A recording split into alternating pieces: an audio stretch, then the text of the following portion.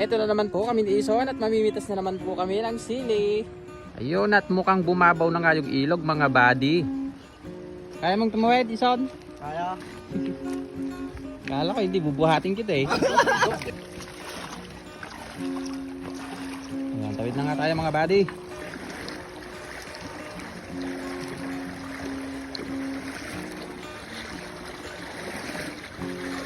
Yun oh, mababaw na oh.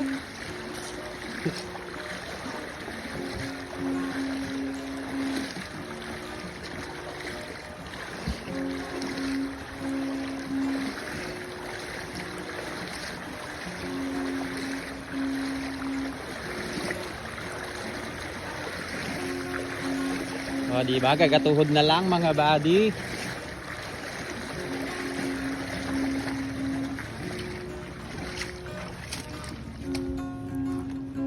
Yan, tignan naman natin itong isang ilog mga buddy kung gaano pa kalalim yan. Dahil nung tumawid si Ison eh, muntik pang madapa-dapa eh nung tumawid siya eh.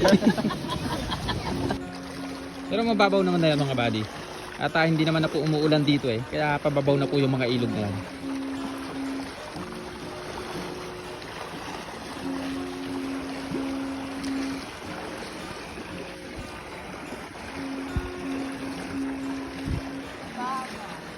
Yan oh. Babaw na oh. Gagatuhod na lang ni Ison.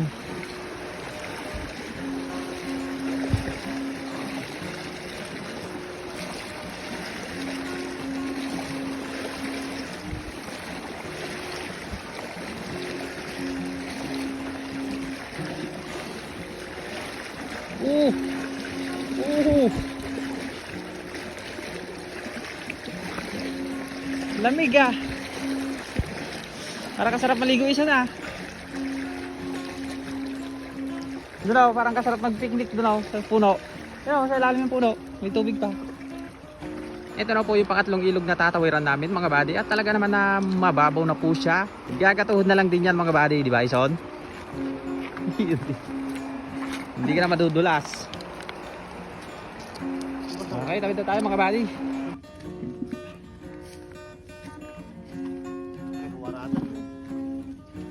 Dami ah.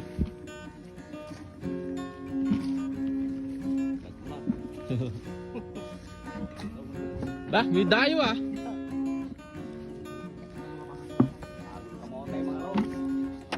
Ito na nga mga buddy.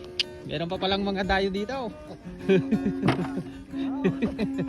Dapat takasan ko na. Ito na nga po at nagkalat na po yung kamote. Mag-ukay na po sila ng kamote. Ayun nga po at sinusuyod na ni tatay yung hindi niya pa natapos kahapon. Ito nga po at nagkalat pa rin yung mga kamote dito. Pinupulot na po nila mga buddy.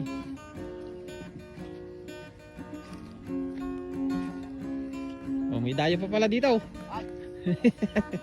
Ah, Kyle. Nakadayo naman kayo dito ah. Kaya po si Uncle Inong dumayo pa dito sa amin para tumulong pamulot ng kamote. Ayun. Dami. Sako. O, Ito talaga sako tatay? Hawakan. Hindi. Asan na kaya yung mga... Tamo na kwa. Ade kwa bayar dito sa sako na kaum. Yan, eh, matagal pa yun ah. Nagkalat ang kamote. Maraw, lagla. Madunga madala ang tikbal mo lang. Uncle, kumusta? Ah, Hindi ka pumapayat ah.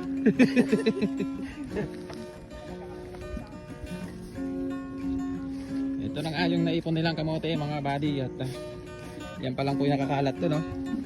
Dahil pa nakakalat doon na hindi pa napupulot.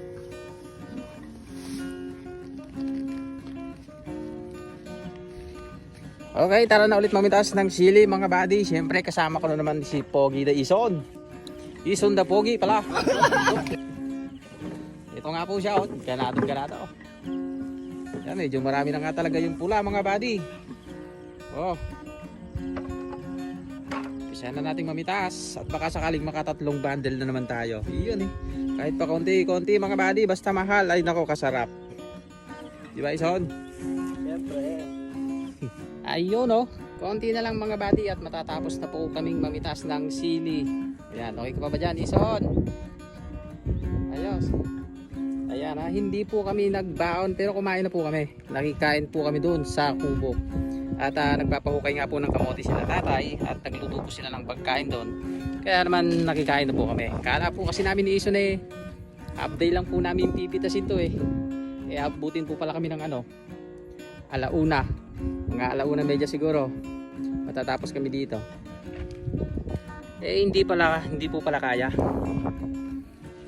Hindi tuloy kami nakapagbaon ni Ison. Malapit nang magustuhan si Ison doon So Ison, buti na ngayon kumain tayo doon sa kubo. Ito nga mga buddy at dalawang binitak pa lang matatapos na kaming mamitas at uuwi na rin kami syempre. At pagkarating po namin sa baryo doon po ulit kami kakain ni Ison. Kasi konti lang po yung kinain namin ni Ison Mukhang nabitin pa si Ison, hindi pa humirit at nahiya pa po kaninang kumain. Yun. Konti na lang mga buddy at matatapos na kami. Meron naman po sigurong tatlong bundle na naman itong aming pinipitas mga buddy. At malalaman po natin bukas kung magkano na naman ang presyo ng sili. Nung huling biyahe kasi namin mga buddy ay 220 po ang likida. 220 per kilo ang sili.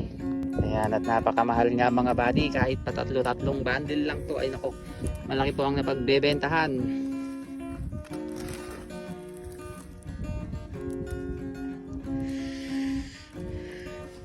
Yung kasama ko parang nagugutom na naman yung itsura niya Pero hindi, kakakain lang po namin. Susulit ka na lang mamaya Ison pagka kumain ulit tayo. Ayan O nga rin, parang nagutom din Parang nabitin din ako Sa bagay kasi yung kinain namin mga buddy pansamantala lang. Para lang hindi kami gutumin. Pero hindi pa po yun talaga yung kain namin. At mamaya sasabakan namin ni Ison yung yung lechon. Lechon daga. Ayun, at hindi nga po talaga maiwasan yung merong patsi-patsi mga buddy Sinasama na po namin yan sa napipitas namin at pwede pa naman daw pong yan. Gagawin daw pong chili garlic. Mainit na ang panahon pero buti na lang at tumahangin-hangin mga buddy kaya hindi namin masyadong ramdam yung init ng panahon dito sa aming lugar. Pero balita po ay may bagyo na naman daw. Nabalitaan mo ba yun Ison? Bagong bagyo, super typhoon daw pero huwag naman po sanang matuloy. Pagka umulan papangit na naman tong mga sili. Papatsin na naman lahat ng bunga. Imbis na nagre-recover na nga Yung dito sa gawin dito medyo malago-lago pa naman mga buddy yung sili ko. At marami pa siyang bulaklak dito. Pero yung karamihan doon sa iba medyo nagkulot po yung dahon niya simula nung umulan tapos biglang umaraw. Yun, saka po nakita yung pagkulot ng kanyang mga dahon tulad po nito. Ito, wala na siya ng dahon mga buddy. At pumulot po yung dahon niya halos ganyan na po karamihan. Pero meron pa naman pong paisa-isa na malago pa. At marami pa po siyang bulaklak tsaka bunga. Ito, marami pa naman po siyang bulaklak. Nagugutom na naman ako Ison. Yan, nawala na nga ng hangin mga buddy. Pinansin kasi ni Ison Wala tuloy yung hangin, imbis na mahangin Yun, konti na lang mga buddy. Makakaraos na kami ni Ison. Di bali siya nang matagal Basta maraming mapitas ni Ison. Kahit abutin sana tayo ng gabi Malaki-laki naman ng upa ni Ison pagka gano'n. Ito na nga mga buddy yung inisprayan ko ng pandamo. Kita nyo naman, naninilaw na mga buddy Bali, pangatlong araw niya na po ngayon. At ayun na nga po, iba na yung itsura niya kumpara dito sa hindi na-sprayan. Ito hindi ko po na-sprayan to, green na green yan, di ba? Ito naman pong kabila ay dilaw na di ba? Malakas talaga, mabisa talaga yung ginamit ko na yun Ginamit kong pandamo. Magkano na naman kaya ang presyo ng sili bukas? Surprise, Ison. Baka 300 na noon. Huwag lang po sanang masabayan ng maraming sili para para mahal maibenta itong pinipitas nating sili. Kasi kapag nasabayan ng maraming mga body talaga namang bumababa ang presyo.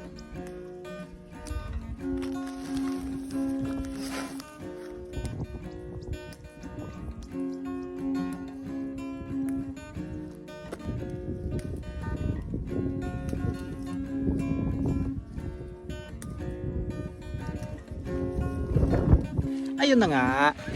At sa wakas ay natapos na po kaming mamitas ni Ison ng sili. Yan na naman po siguro pang 3 bundle ito. Ison, pagod ka ba? Ang oras ay 1:30 ng hapon. At syempre uwi na kami mga buddy. At konti lang po kinain namin kanina. Kakain po ulit kami mamaya pagkadating. Di ba? Ison? Oo. Alam ko nagugutom pa si yung itsura ni Ison eh. Oh. Ulang. Kulang na kulang yung kinain niya eh. Ito na isili ko mga buddy at inispirain ko nga po siya ng pandamo nung isang araw at medyo dumidilaw na po yung mga damo niya.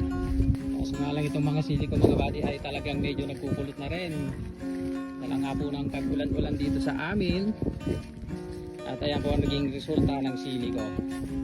Pero huwag kayong mag-alala mga buddy at patuloy pa rin po natin aalagaan yan syempre.